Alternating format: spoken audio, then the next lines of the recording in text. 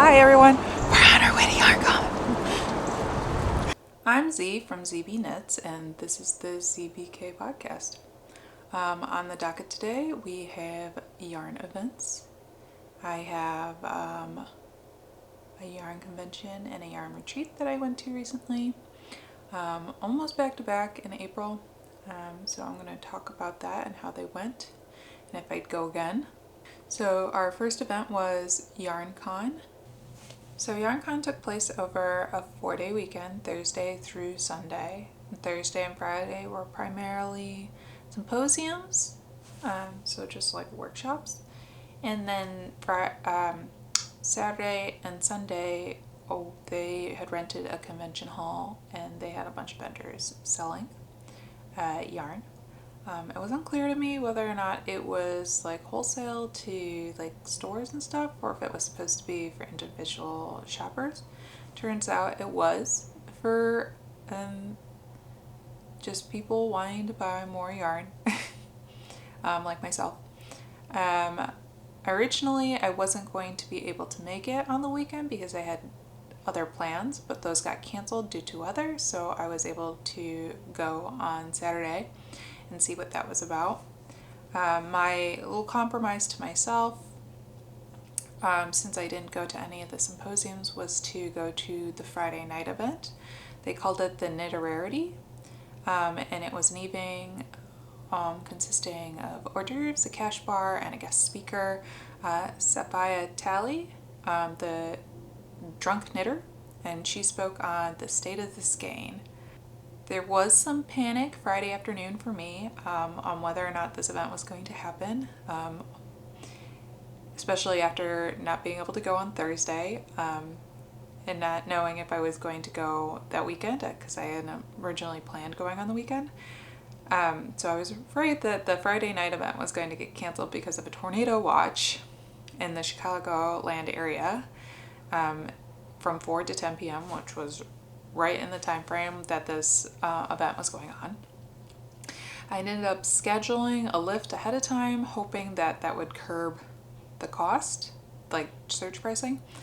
But the weather didn't end up hitting my area that badly, so I think I probably ended up spending more. So I was all stressed out about nothing, but it was, I was happy I went. They had set up the hotel manager had set up the room like a cocktail hour, so there was just little highboys and only a few tables set up, and so the entire time they were like shuttling in more chairs because everybody was there. They wanted to sit and knit. They didn't want to stand and drink drinks. So that was kind of funny. The presenter was really good. I thought she was very entertaining. Her family was very loving and supportive, and I liked seeing the whole group there. Positives, the event ran on schedule, the mics worked. I thought the speech was very warm and engaging, and the women that I ended up sitting with at my table were very nice. They even walked me through the knitting backwards technique because they had gone to that workshop earlier in the day, so I got a little flash course on that. On the negative side, there weren't enough hors d'oeuvres for the amount of people there, and they weren't labeled, so people with food allergies like me couldn't really partake. Would I spend $30 on a ticket plus another $50 in cab fare to do this again? Definitely not. But that was just the one night event. The market days on Saturday went way better. They opened at 10, so I convinced my spouse to go with me and wait in line. They were supposed to have door prizes. We showed up about 20 minutes early, and the line was all the way around the side of the building. I saw somewhere online that somebody had gotten there at 7:20 in the morning and still didn't get a door prize. So there was no way that I was going to get there in time for the free prizes. I'm not mad about it, but I think if I were to do that again, I probably would wait and go after opening, so like 10:15, so I don't have to wait in the cold. But yeah, the vendor hall was packed. There were multiple rooms, multiple levels. There were a bunch of indie dyers, and there were a couple people that had like interesting, like there was a bunch of roving too, and a bunch of different colors. So there was something there for everybody. And I did walk away with some stuff. I couldn't not buy something while we were there. And then so after that we went and had ramen at a ramen shop in the West Loop and went home, and I started cataloging my yarn. If the workshops, the symposiums that they had were also on the weekend, if they offered them on Saturday or Sunday during the vendor market days, then I think I would be more likely to attend one. I just wasn't, especially because I wasn't traveling to this, I wasn't about to take a day off to go to these workshops. I could see how it's more appealing as a weekend getaway trip for people that are out of town, but for me it didn't really make sense. So the second event I went to is called Stitch Up Chicago. They have a couple events in different cities. The one in Chicago was held at the Godfrey Hotel downtown. And this event was Friday, Saturday, and Sunday. So Friday they had an exclusive discount shopping event at the sponsor yarn store, Nina Chicago, with snacks, and then like a social drink and knit night at the hotel. I didn't go to that. Saturday it was workshops all day, food included, kits included, and then on Sunday they were going to install the yarn bombing installation out by Nina Chicago, and then they were going to have additional Tunisian crochet workshops at the shop that you could pay additional money for. So I only signed up for Saturday, one because I wasn't sure if I was going to like it, and signing up for multiple days seemed like a lot, especially if I found out that I didn't enjoy myself the first day. It would be really hard to go back the next day. It just seemed like a lot of social time. I also decided in the survey that they gave us, I picked the crochet kits, which turned out not to matter when I got there. But I thought it would, if I had to pick one or the other, I was less likely to get duplicates of stuff that I already had if I picked the crochet items, because I have a plethora of knitting supplies. Leading up to the event, they were all over social media. The swag bags that they posted on their Instagram were huge. They were like ginormous IKEA-sized tote bags, overflowing with stuff. And I'm not even exaggerating. Like I'll put the picture up there. But so how'd Saturday go? You want to know how Saturday went? Well, so when I got there, I only spent like a couple very awkward minutes sitting by myself with my breakfast before two different groups of people came over and were like, come sit with us, be our friend. And that's pretty much how the rest of the day went. Like everybody was super friendly. Everybody was willing to hang out with strangers that they didn't know. It was very relaxed. I guess the conference room that they normally book was double booked, so we ended up hanging out in the lounge area and on the patio in the morning, which I actually preferred to the conference room, because we were able to like lounge in the sun and on these big comfy couches, and the conference room, was banquet hall chairs. So I know the organizers weren't expecting this, and this was like a little bit of a wrench for them, but I actually enjoyed that part way more. And then the event throughout the day was very much go at your own pace, do what you want, work on what you want, but they would have some moments where they would talk about the next day's event.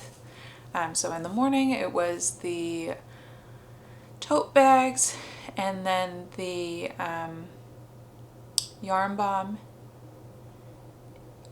installation with London. So she talked about yarn bombing, and that was fascinating. She was a very bubbly personality. And then in the afternoon it was the yarn tasting, which was like speed dating with yarn. It was very chaotic and very stressful because of time. I actually ended up winding little bobbins of the yarn to take home with me instead of trying to knit with it in the 5 minutes per table that we had. It ended up being way better for me that way, not having to stress with the time. But yeah, I ended up working on the woven wheat tote in crochet, and then I came back to that throughout the day. I didn't really start any of the other projects, and I did actually finish that one, and it turned out really nice. I used some of the yarn from the yarn tasting as the embroidery on the front, and then I put a lining on the inside, and I think I might actually use it. It's kind of cute. All in all, I had a lot of fun there. It was a really pretty day, so that really helped out a lot too. It was warm and sunny. The only thing I didn't like is that there wasn't any lunch.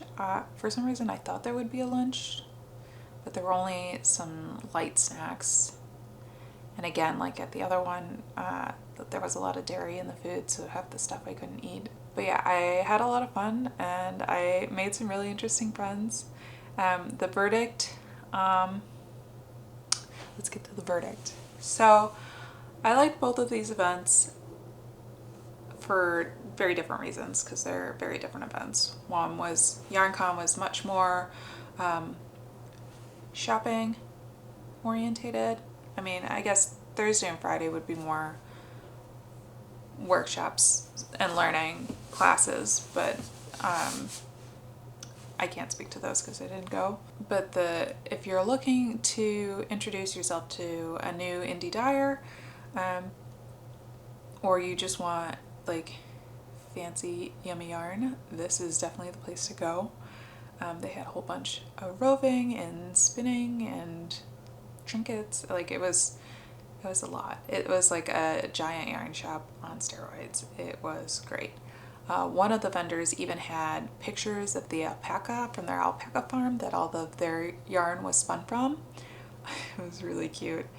Stitch Up was, I'm calling it a retreat. I don't know if they call it a retreat, but it was definitely more focused on the social aspect of the knitting community and collectively working on the same projects.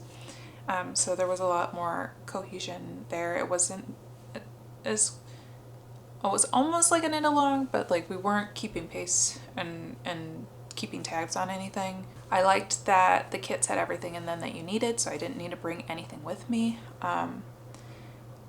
But the projects in the yarn weren't really projects or yarn that I would, like colors that I would pick, or materials that I would buy, patterns that I would make, which I guess is the downside of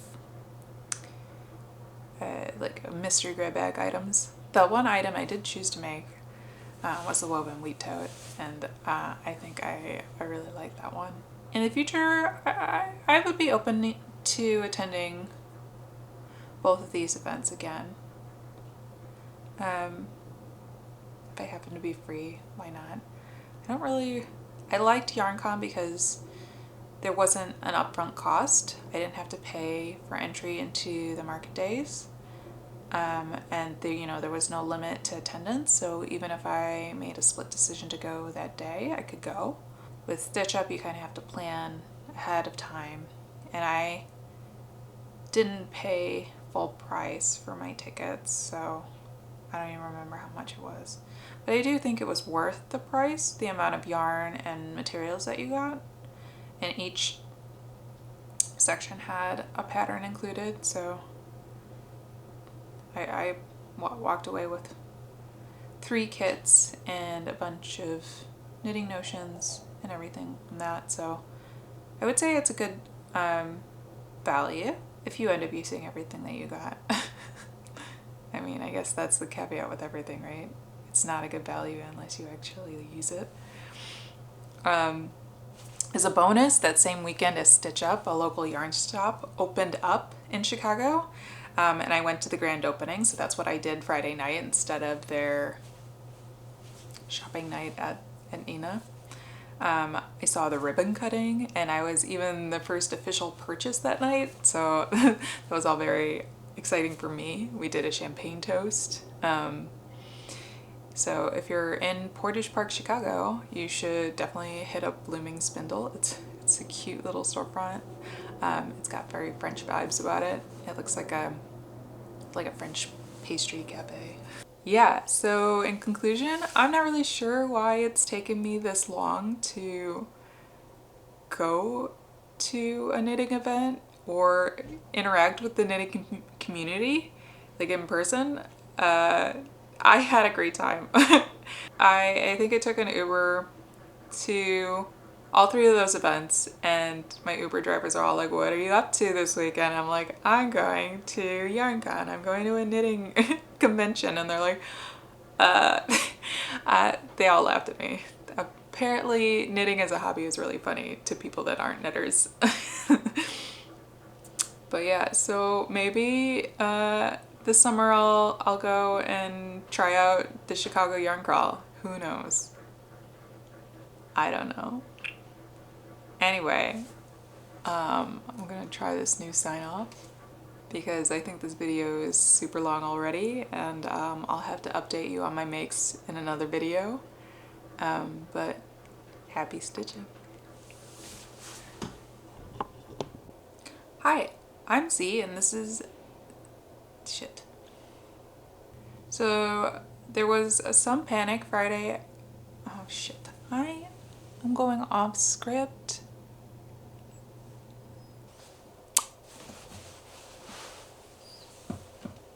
Hello.